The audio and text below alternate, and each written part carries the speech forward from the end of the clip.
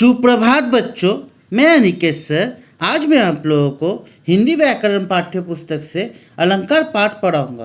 तो पहले मैं आप लोगों को थोड़ा सा पुनरावृत्ति कर देना चाहता हूँ। इसकी पहली कक्षा में जो पढ़ाया गया था उसके बाद मैं उसको क्या करूँगा, फिर कंटिन्यू करूँगा जो आज का पाठ होगा। तो अलंकार जो है, सबसे पहले हमें ये जानना पड़ेगा, जो मैंने आप लोगों को पिछली कक्षा में पढ़ाया था कि अलंकार किसे कहते हैं। तो अलंकार का अर्थ मैंने आप लोगों को बताया था कि अलंकार का अर्थ होता है आभूषण या श्रृंगार। काव्य में जिस प्रकार जो है स्त्रियां जो है, नारियां जो है, जिस प्रकार खुद को सुंदर दिखाने के लिए जिस प्रकार आभूषण ग्रहण करते हैं, उसी प्रकार जो है काव्य में अलंकार का प्रयोग कवि करते हैं ताकि काव्य सुंदर और आकर्षक पाठकों को लगे। तो ये मैंने आप लोगों को अलंकार की परिभाषा समझाया था। अब अलंकार की मतलब अब हमें ये जानना पड़ेगा कि अलंकार के कितने भेद होते हैं। अलंकार के कितने भेद होते हैं? अलंकार के साधारणतः मैंने आप लोगों को पढ़ाया था, दो भेद होते हैं। पहला है शब्दालंकार, दूसरा है अर्थालंकार। शब्दालंकार मैंने आप लोगों को क्या समझाया था कि शब्दालंकार किसे कहते हैं। शब्दालंकार की परिभाषा है कि जब शब्दों के माध्यम से काव्य में चमत्कार लाने का प्रयास कवि करते हैं, उसे हम लोग शब्दालंकार कहते हैं। यहाँ पर शब्दों को महत्व दिया जाता है। जैसे मैं आप लोगों को समझाया था कि एक उदाहरण अगर मैं लूँ कि काली घटा का घमंड घटा। यहाँ पर बच्चों देखिए, यहाँ पर घटा शब्द दो बार प्रयोग हुआ है, परंतु अगर हम यहाँ पर घटा की जगह अगर हम इसका पर्यायवाची कुछ दूसरा शब्द अगर हम यहाँ पर लगाए तो इससे क्या होगा, काव्य का जो सौंदर्य जो है वो समाप्त हो जाएगा। यहाँ पर घटा जो है घटा ही लगाना पड़ेगा, तभी इसका काव्य का सौंदर्य बना रहेगा। तो ये हो गया आपका शब्दालंकार। और शब्दालंकार का मैंने आप लोगों को समझाया था कि तीन भेद होते हैं, अनुप्रास अलंकार, यमक अलंकार और श्लेष अलंकार। अनुप्रास अलंकार मैंने समझाया था कि जब व्यंजनों की आवृत्ति एक से अधिक बार हो तो उसे हम लोग अनुप्रास अलंकार कहते हैं। जैसे चारुचंद्र की चंचल किन्ने, यहाँ पर च और ल वर्ण की आवृत्ति हुई है, इसीलिए क्या होगा, ये अनुप्रास अलंकार होगा। दूसरा मैंने आप लोगों को समझाया था यमक अलंकार। यमक अलंकार किसे कहते हैं? जब एक शब्द बार बार आए किंतु उसका अर्थ जो है अलग अलग हो, उसे हम लोग यमक अलंकार कहते हैं। जब एक ही शब्द बार बार आए और उसका अर्थ भिन्न हो, उसे हम लोग यमक अलंकार कहते हैं। तो यहाँ पर बच्चों आप लोग अनुप्रास और यमक अलंकार में आप लोग जो है मिक्सअप नहीं कर दीजिएगा, थोड़ा ध्यान से आप लोग इसको मतलब समझिएगा, क्योंकि अनुप्रास अलंकार क्या है, यहाँ पर व्यंजनों की आवृत्ति एक से अधिक बार हो रहा है। और यमक अलंकार में क्या है, यहाँ पर एक शब्द जो है वो बार बार आ रहा है परंतु उसका अर्थ भिन्न भिन्न हो रहा है। जैसे एक उदाहरण आप लोग देखिए, कनक कनकते 100 गुनी मादकता अधिकाय, या खाए बौराए जग वाह पाए बौराए। यहाँ पर कनक शब्द का बच्चों देखिए दो बार प्रयोग हुआ है। एक का अर्थ होता है सोना, दूसरा का अर्थ होता है धतूरा। यहाँ पर एक ही शब्द का क्या है, एक से अधिक अर्थ हो रहा है, इसलिए ये यमक अलंकार है। और तीसरा मैंने आप लोगों को समझाया था श्लेष अलंकार। श्लेष अलंकार का अर्थ होता है चिपकना। तो जब एक ही शब्द में एक से अधिक अर्थ छिपे हुए हो या फिर चिपके हुए हो, उसे श्लेष अलंकार कहते हैं। जैसे एक उदाहरण आप लोग देखिए, मिस्टर जगदीश आप चाहे कुछ भी कहे, मैं तो इसे जगदीश की ही कृपा मानता हूँ। यहाँ पर जगदीश शब्द जो है बच्चों देखिए दो बार आया है और दोनों बार इसका अर्थ भिन्न है। पहला जगदीश का अर्थ है व्यक्ति का नाम और दूसरा जगदीश का अर्थ है कि ईश्वर को भी जगदीश कहा जाता है। इसलिए ये क्या है, यहाँ पर एक ही शब्द में एक से अधिक अर्थ छिपे हुए या फिर चिपके हुए हैं, इसलिए ये श्लेष अलंकार है। अब बच्चों हम लोग को जो दूसरा जो मतलब भेद है वो है अर्थालंकार। अर्थालंकार का अर्थ क्या है, ये भी काफ़ी आसान है। यहाँ पर शब्दालंकार में केवल शब्दों के माध्यम से कवि काव्य में चमत्कार लाने का प्रयास करते हैं, और अर्थालंकार में अर्थ के माध्यम से कवि जो है काव्य में चमत्कार लाने का या सौंदर्य वृद्धि करने का प्रयास करते हैं। अर्थालंकार के मुख्यतः कितने भेद होते हैं बच्चों?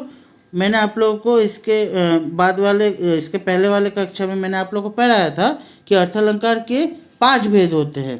5 भेदों में जो है यहाँ पर हम लोग उपमा अलंकार जो है पहला वाला जो भेद है वो हम लोग पढ़े थे अर्थालंकार में।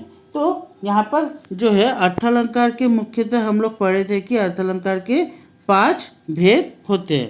पहला है उपमा अलंकार, दूसरा है रूपक अलंकार, तीसरा है उत्प्रेक्षा अलंकार, चौथा है अतिशयोक्ति अलंकार, पांचवा है मानवीकरण अलंकार। तो हम लोग जो है इसके पहले वाले कक्षा में हम लोग उपमा अलंकार पढ़े थे। उपमा अलंकार किसे कहते हैं? उपमा का अर्थ होता है जब किसी वस्तु या व्यक्ति की विशेषता को दर्शाने के लिए क्या है, किसी प्रसिद्ध व्यक्ति या वस्तु से जब तुलना किया जाए उसे हम लोग उपमा अलंकार कहते हैं।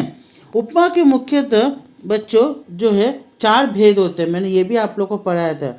उपमेय, उपमान, समान धर्म, वाचक शब्द। तो उपमेय किसे कहते हैं? जब किसी व्यक्ति या वस्तु की समानता की जाती है उसे उपमेय कहा जाता है।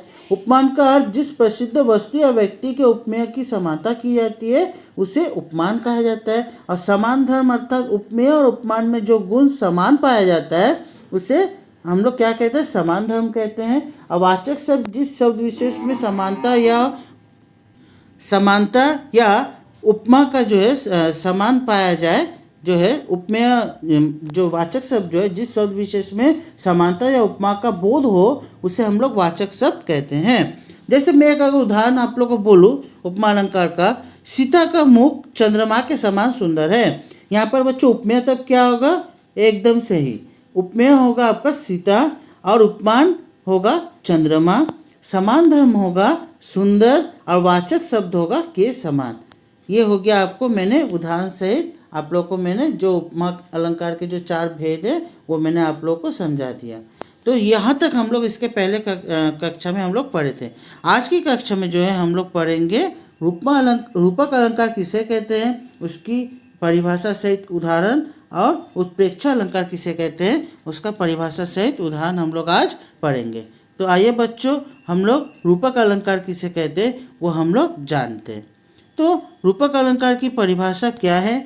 जब रूप गुण की अत्यधिक समानता के कारण उपमेय पर उपमान का भेद रहित आरोप हो उसे हम लोग रूपक अलंकार कहते हैं। मैं पुनः दोहरा रहा हूँ बच्चों, आप लोग ध्यान दीजिएगा। जब रूप या गुण की अत्यधिक समानता के कारण उपमेय पर उपमान का भेद रहित आरोप हो उसे हम लोग क्या कहेंगे? या फिर हम लोग कह सकते हैं कि उपमेय उपमान का अभिन्न अंग बन जाए उसे हम लोग कहेंगे रूपक अलंकार। तो जैसे यहाँ पर बच्चों उदाहरण है, देखिए पहला उदाहरण है चरण कमल बंदी हरि राय। दूसरा उदाहरण है मुनिपद कमल बंदी दो भ्राता। यहाँ पर हर एक में देखिए बच्चों जो है रूप गुण की यहाँ पर समानता जो है की गई है, तो उपमेय उपमान का अभिन्न अंग बनाए। तीसरा उदाहरण है भजमन चरण कंवल अविनाशी। चौथा उदाहरण है बंद नहीं अब भी चलते हैं नियति नटी के क्रियाकलाप। और पांचवा उदाहरण है सिंधु वहंग तरंग पंख को फड़फड़ाकर प्रति क्षण में। यह है पांचवा उदाहरण। अब हम लोग हर एक उदाहरण को हम लोग जो है जो मतलब व्याख्या करके मैं आप लोग को समझाऊंगा कि इसमें उपमेय उपमान क्या है। ठीक है, तो अगला जो है बच्चों आप लोग ध्यान दीजिएगा। यहाँ पर जो मैंने आप लोगों को पहला उदाहरण जो मैंने आप लोगों को समझाया चरण कमल बंदी हरि राय, यहाँ पर हरि के चरण जो है वो हो गया आपका उपमेय और में कमल हो गया आपका उपमान। तो यहाँ पर उपमेय में उपमान का आरोप है, इसलिए ये रूपक अलंकार है। दूसरा उदाहरण है मुनि पद कमल बंदी दो भ्राता। यहाँ पर मुनि के चरण जो है ये हो गया उपमेय, पर कमल हो गया आपका उपमान, इसलिए क्या है उपमेय पर उपमान का यहाँ पर भी आरोप है, इसलिए ये रूपक अलंकार है। तीसरा उदाहरण है भजमन चरण कंवल अविनाशी। यहाँ पर ईश्वर के चरण जो है वो हो गया आपका उपमेय और पर कंवल अर्थात कमल जो है वो हो गया आपका उपमान, इसलिए यहाँ पर भी उपमेय पर उपमान का आरोप है, इसलिए ये भी रूपक अलंकार हो गया।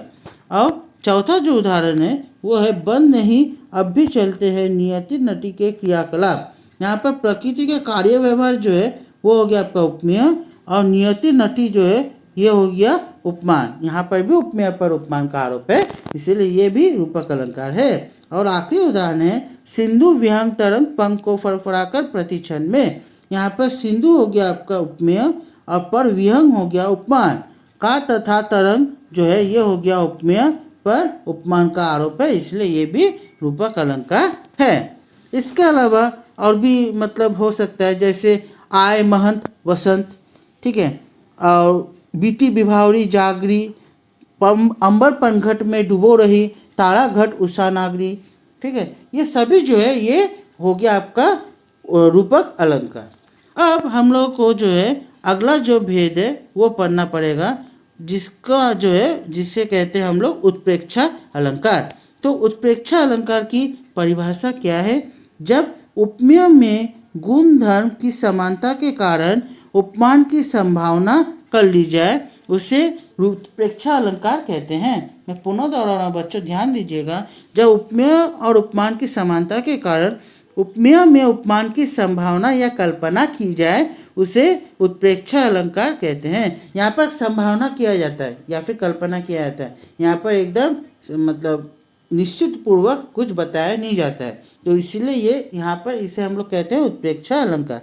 यहाँ पर कुछ शब्द हैं, जैसे ये पहचान शब्द है मनु, मानो, जनु, जन्हू, जानो, मनहू आदि। ये सब बच्चों हो गए पहचान शब्द। जब आप लोग रूपक उत्प्रेक्षा अलंकार जो है अगर आप लोग पहचान नहीं पा रहे तो आप लोग ये शब्द अगर मतलब पंक्ति में खोजेंगे, अगर ये शब्द हुए तो ये एकदम आंख मूंद कर आप लोग उत्प्रेक्षा अलंकार करिएगा। तो उदाहरण जो है वो कुछ इस प्रकार है। कहती हुई यूं उतरा के नेत्र जल से भर गए, हिम कणों से पूर्ण मानो हो गए पंकज नहीं। यहाँ पर देखिए, यहाँ पर मानो शब्द का प्रयोग किया गया है, इसलिए ये क्या हो गया? उत्प्रेक्षा अलंकार। यहाँ पर बच्चों समझ में आ रहा है, आप लोगों को संभावना प्रकट किया जा रहा है। दूसरा उदाहरण है धाय धाम काम सब त्यागी, मनहु रंग निधि लुंटन लागी। यहाँ पर भी देखिए मनहु शब्द का प्रयोग किया गया है, ये भी संभावना यहाँ पर प्रकट किया जा रहा है, इसलिए ये हो गया क्या बोला आपको? उत्प्रेक्षा अलंकार। और आखिरी जो मतलब उदाहरण है वो है दादुर धुनी चहु दिशा सुहाय, वेद पढ़ी जनु बटु समुदाय।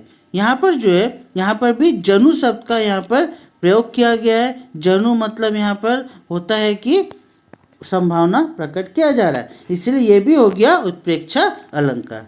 ये मैंने आप लोगों को जो है उदाहरण सहित आप लोगों को परिभाषा समझाया। अब जो है हम लोग उदाहरण का जो है हम लोग मतलब व्याख्या जो है व्याख्या सहित हम लोग समझेंगे कि यहाँ पर क्यों जो है ये उत्प्रेक्षा अलंकार के अंतर्गत ये पंक्तियाँ हम लोग रख सकते हैं। तो पहला जो उदाहरण है, कहती हुई यूं उतरा के नेत्र जल से भर गए, हिम कणों से पूर्ण मानो हो गए पंकज नहीं। यहाँ जो है उत्तरा के जल जो है अर्थात आंसू जो है, आंसू भरे नयन जो है वो हो गया आपका उपमेय, और हिम कणों से परिपूर्ण कमल हो गया उपमान। यहाँ पर भी संभावना प्रकट किया जा रहा है और मानव शब्द का प्रयोग तो किया ही गया है, इसलिए यह हो गया उत्प्रेक्षा अलंकार। उत्प्रेक्षा अलंकार में मैंने आप लोगों को समझाया था कि परिभाषा जब समझाया कि मनहु, मानो, जानो, जन्हू, ज्यो, जनु आदि शब्दों का वाचक शब्दों का प्रयोग किया जाता है।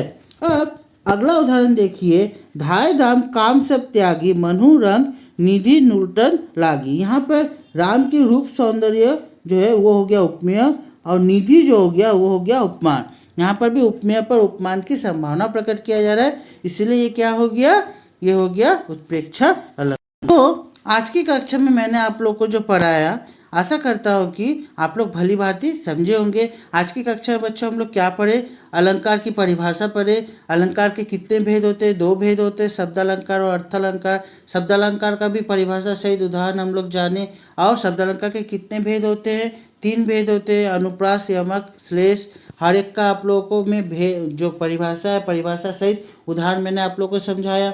और आज की कक्षा में जो है हम लोग पढ़े कि अर्थालंकार जो है, अर्थालंकार किसे कहते हैं, अर्थालंकार का उदाहरण, साथ ही साथ अर्थालंकार के कितने भेद होते हैं? 5 भेद होते हैं, उपमा अलंकार, रूपक अलंकार, उत्प्रेक्षा अलंकार, अतिशयोक्ति अलंकार, मानवीकरण अलंकार। उपमा अलंकार जो है, उपमा अलंकार किसे कहते हैं वो मैंने आप लोग को बताया, उदाहरण भी समझाया। उपमा अलंकार के कितने भेद होते हैं? 4 भेद होते हैं, उपमेय, उपमान, साधारण धर्म, वाचक शब्द। ये भी मैंने आप लोगों को उदाहरण से समझाया। और आज की कक्षा में मैंने आप लोगों को पढ़ाया रूपक अलंकार और उत्प्रेक्षा अलंकार किसे कहते हैं, और परिभाषा सहित उदाहरण मैंने आप लोग को समझाया। तो जो बचा हुआ जो 2 भेद है अर्थात अतिशयोक्ति अलंकार और मानवीकरण अलंकार, वो हम लोग अगली कक्षा में पढ़ेंगे। तो आशा किया जाता है कि आप लोग को आज की कक्षा में जो पढ़ाया गया वो आप लोग भली भांति समझे हैं। तो आज की कक्षा में यही समाप्त करता हूँ। धन्यवाद।